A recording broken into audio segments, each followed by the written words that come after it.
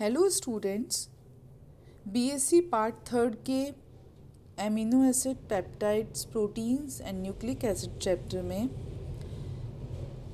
हम इससे पूर्व वाले वीडियो में बहुत कुछ डिस्कस कर चुके हैं, जिसमें आपने प्रोटीन्स का क्लासिफिकेशन और जो स्ट्रक्चर होता है, प्राइमरी स्ट्रक्चर और सेकेंडरी स्ट्रक्चर प्रोटीन का किस प्रकार का होता है उसके बारे में डिस्कस कर लिया था। सेकेंडरी स्ट्रक्चर में अल्फा हेलिक्स स्ट्रक्चर और बीटा प्लीटेड शीट स्ट्रक्चर के बारे में मैं आपको बता चुकी हूँ। आज मैं आपको टर्शरी स्ट्रक्चर ऑफ प्रोटीन्स मतलब कि जो प्रोटीन का तृतीयक संरचना होती है उसके बारे में डिस्कस करूँगी। तो जो टर्शरी स्ट्रक्चर होता है प्रोटीन का वो सेकेंडरी और प्राइमरी की तरह 2 डायमेंशनल ना होकर 3 डायमेंशनल होता है, पहली बात तो। और इसमें बहुत सारी द्वितीयक संरचनाएं जो हैं वो एक दूसरे के ऊपर सुपर इम्पोज्ड हो जाती हैं। तो इस प्रकार से जो पॉलीपेप्टाइड सीरीज़ होती हैं, श्रृंखलाएं होती हैं, उसमें बहुत सारे लूप्स और बैंड्स बन जाते हैं और ये लूप्स और बैंड्स एक दूसरे के साथ में कोई अंतराबंध संबंधों के द्वारा अपने संरचना को उसी रूप में रखते हैं। फाइनली मतलब जो एक बार उन्होंने संरचना प्राप्त कर ली, वो जो उनके बीच में जो एक्स्ट्रा बॉन्डिंग होती है उसके कारण से वो उसे प्रोटेक्ट कर पाते हैं। तो ये जो कहलाती है कॉम्प्लिकेटेड जो स्ट्रक्चर बनता है प्रोटीन का, उससे बोलते हैं टर्शरी स्ट्रक्चर ऑफ प्रोटीन्स। अब आता है कि जो ये पॉलीपेप्टाइड सीरीज़ है, श्रृंखला है, उसमें एक या एक से अधिक श्रृंखला किस प्रकार के बंधों से होते हैं उनमें, जिससे कि वो अपने आप को प्रोटेक्ट कर पाती है। तो इसमें जो फर्स्ट है वो है हाइड्रोजन बॉन्ड, जिसके बारे में मैं आपको सेकेंडरी स्ट्रक्चर में भी हमने बताया था कि अल्फा हेलिक्स स्ट्रक्चर में भी हाइड्रोजन बॉन्ड पाए जाते हैं। इसी तरह से जब टर्शरी स्ट्रक्चर होता है प्रोटीन का, तो उसमें भी पॉलीपेप्टाइड में जो श्रृंखला होती है उसमें दूर के भागों को ये संबंधित करता है। तो आपको वैसे भी जानकारी है कि जो हाइड्रोजन बॉन्ड है वो इलेक्ट्रोनेगेटिव एलिमेंट्स के बीच में बनता है। तो इसमें जो हाइड्रोजन परमाणु है वो आंशिक रूप से ऋण आवेशित ऑक्सीजन, नाइट्रोजन या क्लोरीन के परमाणु के साथ में बंधा रहता है। तो एक से अधिक प्रकार के पॉलीपेप्टाइड सीरीज जो हैं वो इस प्रकार से एक दूसरे को सुपर इम्पोज करती हुई बंधे रहती हैं। दूसरा जो है वो है हाइड्रोफोबिक बॉन्ड, जल विरोधी बंध। इसका क्या तात्पर्य है कि जो प्रोटीन्स हैं, प्रोटीन्स में एमिनो एसिड्स हैं, एमिनो एसिड्स में एक तो बॉन्ड होता है NHCO बॉन्ड, जिसे कि हमने पेप्टाइड बॉन्ड कहा। उसी के साथ में एक अध्रुवीय पार्श्व श्रृंखला जुड़ी होती है, और जब वो एक दूसरे के साथ समीपता से संबंधित रहती है, इस प्रकार के जो बॉन्ड होते हैं उसके कारण से जो उनकी पार्श्व श्रृंखला होती है वो एक दूसरे से संबंधित रहती है। तो ये ऑल्दो नॉन स्टाइक्योमेट्री होता है, और यदि मैं इसे सामान्य भाषा में करूं तो ये वास्तव में बंध नहीं बन पाते हैं, बल्कि जो टर्शरी स्ट्रक्चर है उसमें बस ये एक दूसरे से जुड़े हुए हैं। ये बंध केवल प्रोटेक्ट करने का काम करते हैं। तो इसे कहते हैं हम हाइड्रोफोबिक बॉन्ड। जैसा कि मैंने जो एग्जाम्पल में भी आपको बता रखा है कि CH3 तो ये जो है पूरी तरह से पार्श्व श्रृंखला में नॉन पोलर जो की होती है, वो साइड चेन जो है वो एक दूसरे से समीपता से उनमें एक प्रकार का बंधन या एक प्रकार की संरचना निर्धारित हो जाती है। तीसरा होता है आयनिक बॉन्ड। आयनिक बॉन्ड, यह बंध जो है एमिनो एसिड की जो पार्श्व श्रृंखला में समूह होते हैं, जैसे कि पहले भी मैंने ये डिस्कस किया था कि इसमें एमिनो ग्रुप होता है जिसे कि अपन एन टर्मिनल कहते हैं, और जो कार्बोक्सिलिक एसिड होता है उसे सी टर्मिनल कहा जाता है। तो पार्श्व श्रृंखलाओं में विपरीत आवेश वाले समूह के मध्य बंध बनता है। तो जैसे आपको पता है कि जब विपरीत आवेशित, मतलब कि जैसे COH और NH2 है, तो उसमें जो बंध बनेगा वो लवण बंध जिसे कहते हैं।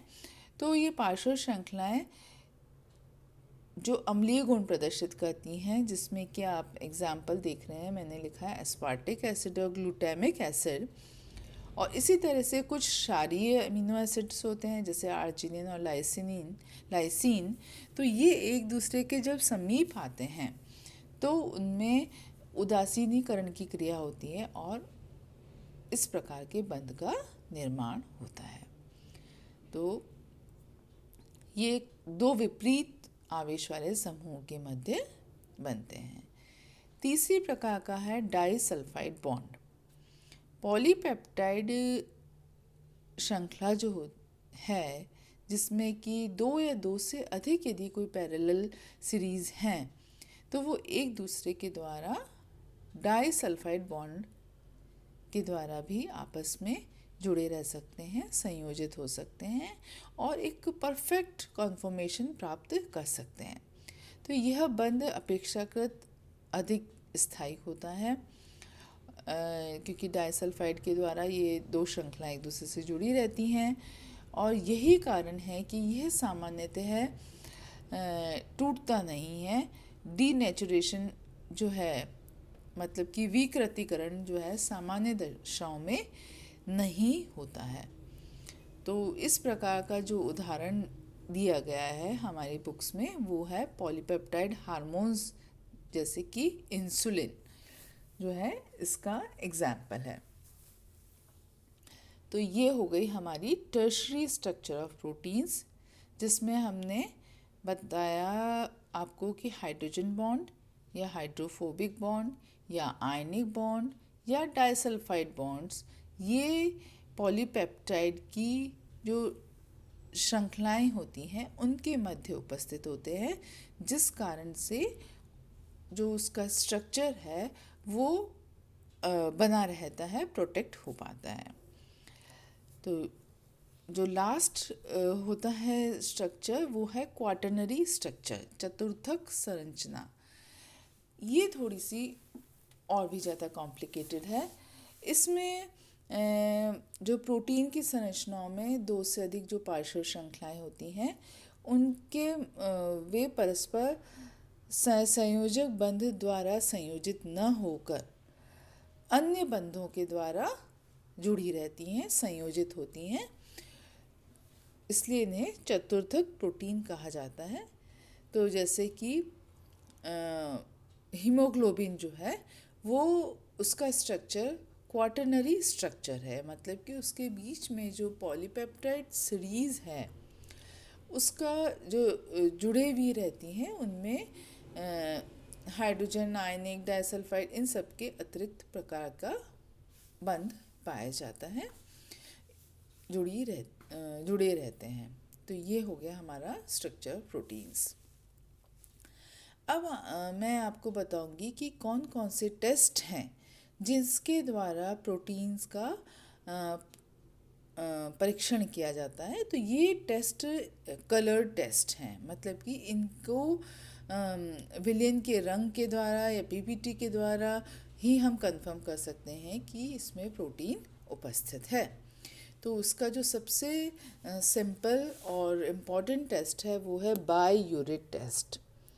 बाययूरिट टेस्ट में प्रोटीन का जो विलयन होता है उसमें 1% कॉपर सल्फेट विलयन और फिर उसमें NaOH सॉल्यूशन मिलाया जाता है, तो बैंगनी रंग उत्पन्न होता है।